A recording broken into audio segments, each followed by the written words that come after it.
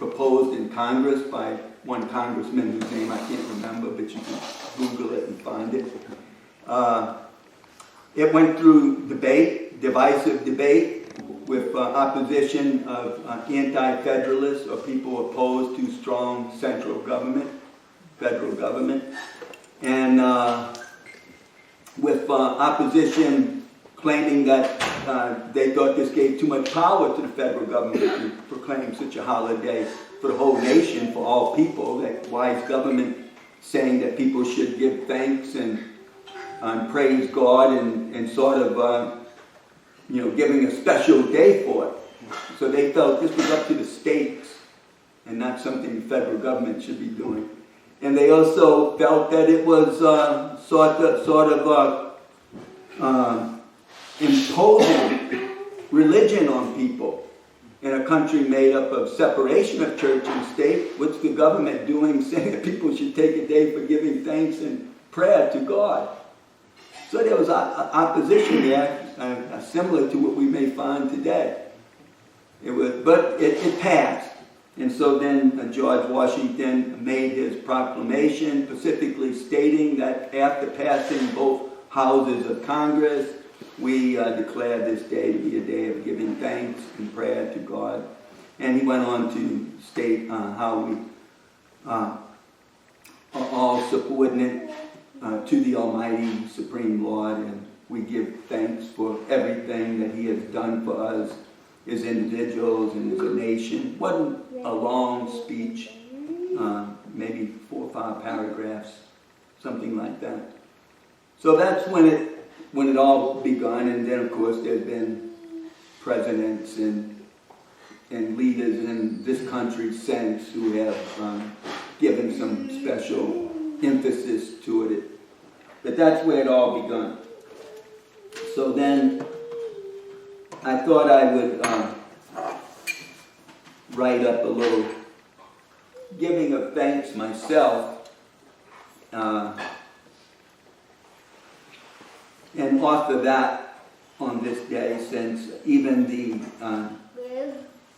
the government has set aside this day for giving thanks for what Krishna has blessed us with, and giving, offering prayer to Him or praise to Him, which He so heartily deserves. So let us offer our heartfelt thanks and prayer of love to Bhagavan, Sri Krishna, the Almighty, Omnipotent, Omnipotent, Supreme Lord, Deva, Lord of Lords, the well-wisher of all, Sridham Sarvabhutanam, the friend of all, the cause of all causes, Sarva Karana Karanam. Let us prostrate before Him and humbly offer our services. Let us constantly hear His glories and science of the self, and recite His Gita. Please, Almighty, help us to cooperate to serve Your Majesty. Let us follow and serve Your pure devotee, A.C. Bhaktivedanta Swami Srila Prabhupada, the founder Acharya of the International Society for Krishna Consciousness, and Bhaktivedanta Book Trust. May we cooperate to apply and propagate Your teachings as taught by Bhaktivedanta Swami. May we tolerate the threefold miseries of this world while fixing our mind at Your lotus feet. Please help us to be Your devotees and a devotee of Your devotees. Let us declare Your glory and expound Your teachings around the world. Please help us to gain a great taste for hearing and chanting about Your wonderful activities, names and attributes, paraphernalia and entourage.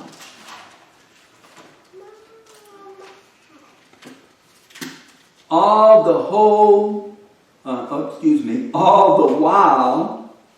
while being humbler than grass, tolerant like trees, respectful and proudless. May we never deviate from your guiding light, is viewed by your pure devotees, especially our founder Acharya, Srila Prabhupada. May the grace of offering you thanks, envelope our souls and free them from eons of contamination known only in this world of birth and death. Therefore, kindly accept our humble giving of thanks for all you have done. It is miraculous, divine, and superb. We are forever the servant of your servants eternally. And that's my little composition on this day. If someone else would like to offer some thanks to Krishna, then they're certainly welcome to. I'm kind of done a little early here. I'm opening the floor for any proposals. The weather is nice outside. I don't think it's too chilly.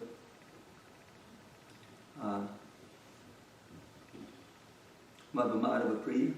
So we thank Krishna for, the whole world is thanking God now for things that He has given us for our enjoyment, actually. And we do thank Krishna for that because He gives us the opportunity to get this out of our system, this desire to enjoy. So He gives us everything we need.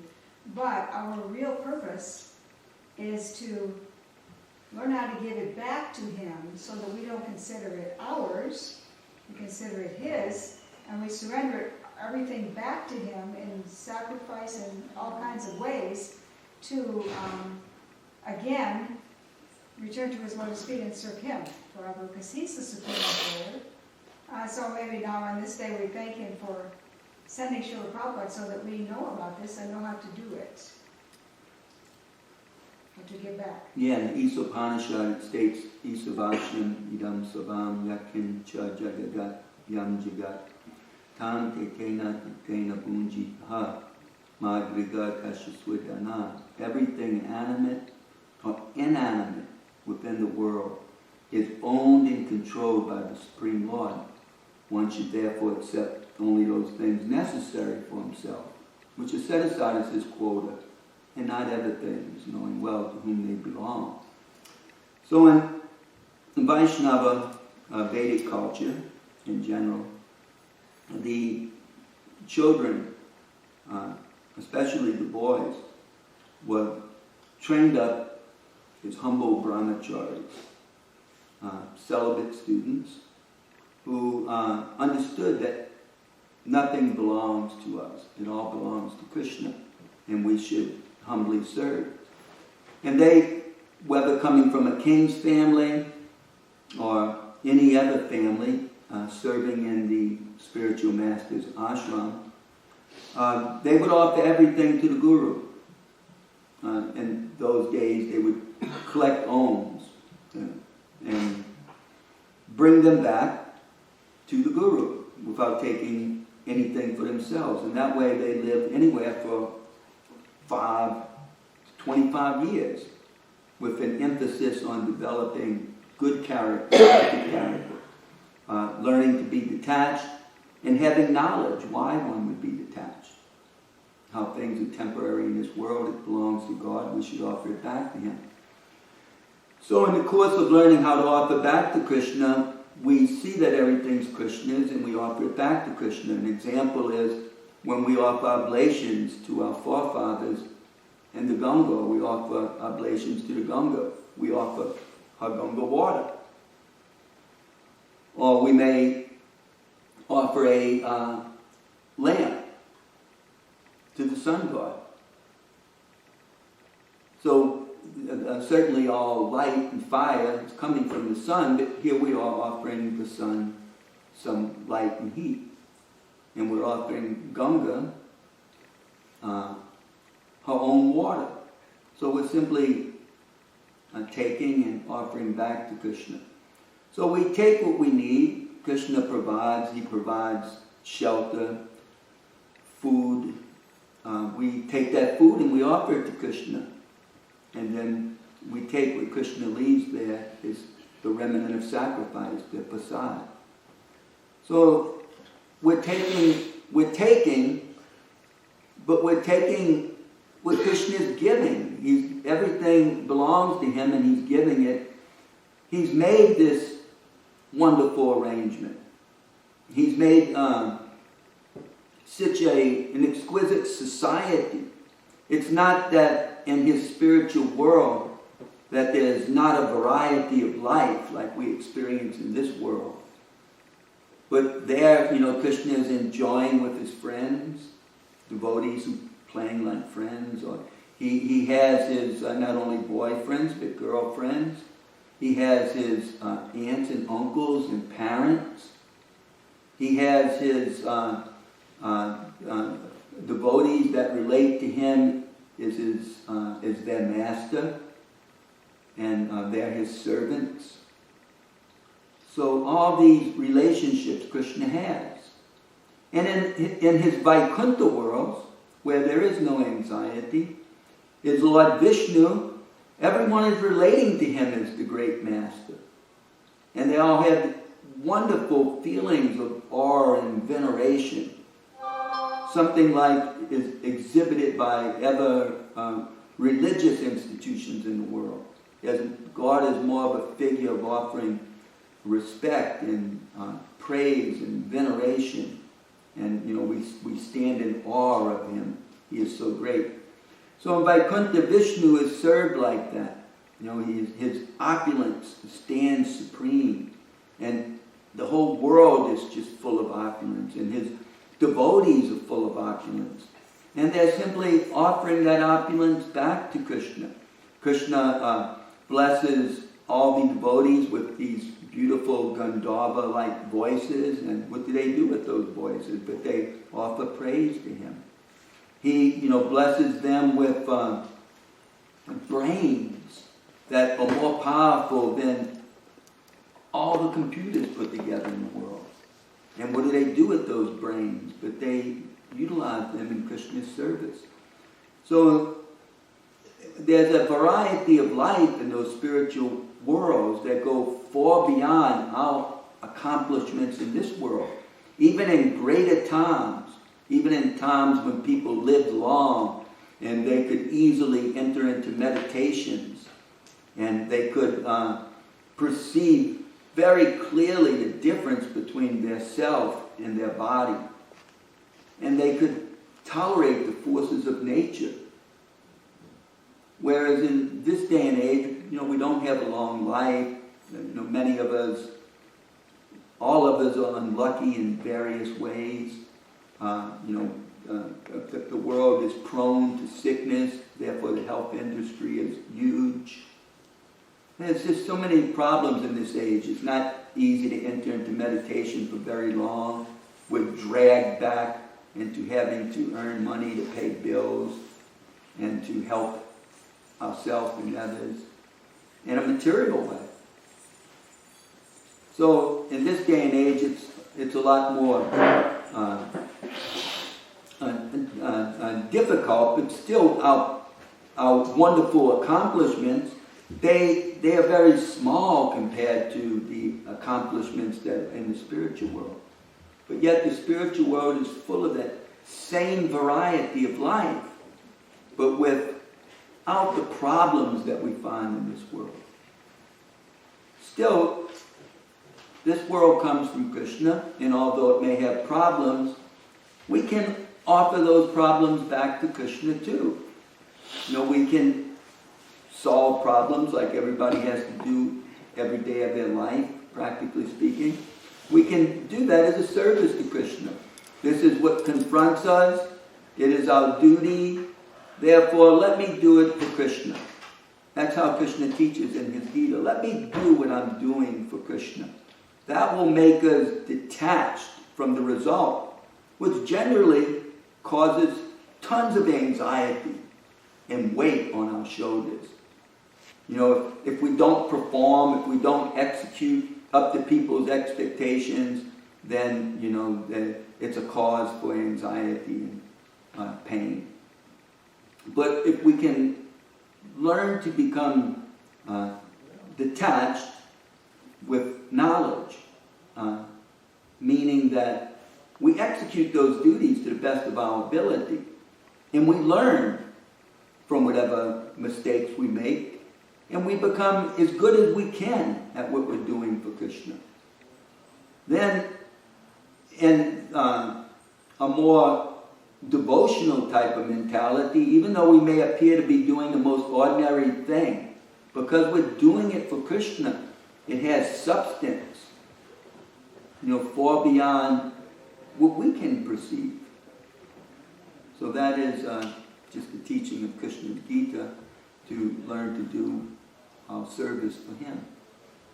Mr. Deved, and then Krishna Shai. Mr. Deved, you got your hand up? Yeah, today is Thanksgiving Day, so I would like to express my views on the Thanksgiving Day. I read an article, American lady singer, Lady Gaga. She has written on her Facebook account, she quoted Lokaha samasta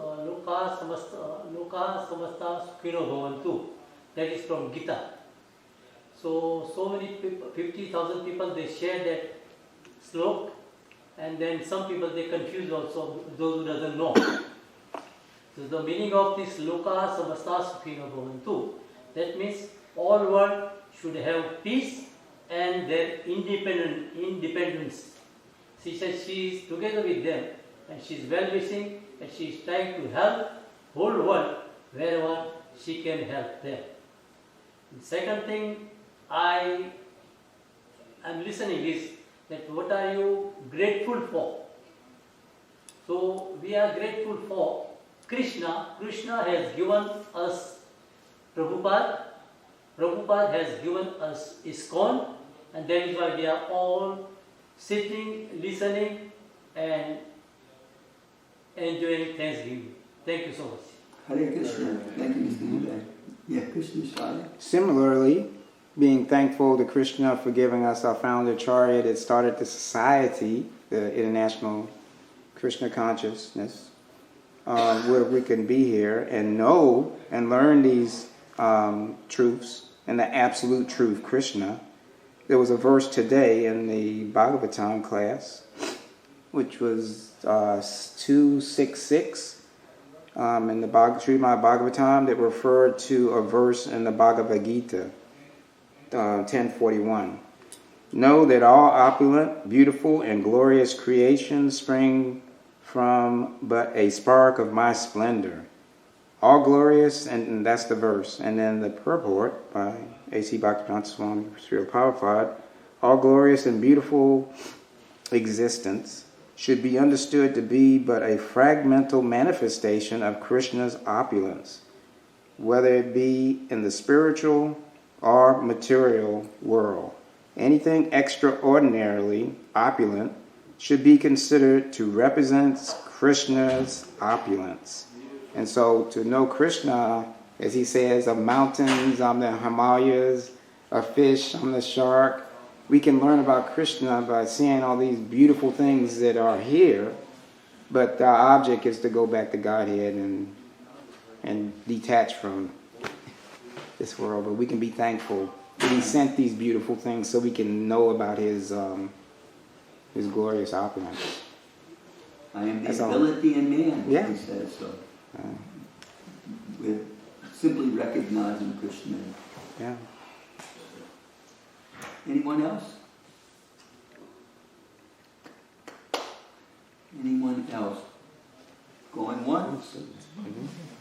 Anyone else? Going Anyone else have something to say? Gopal, you wanted to say Hare Krishna? Hare Bol. Hare Bol, Hare Krishna.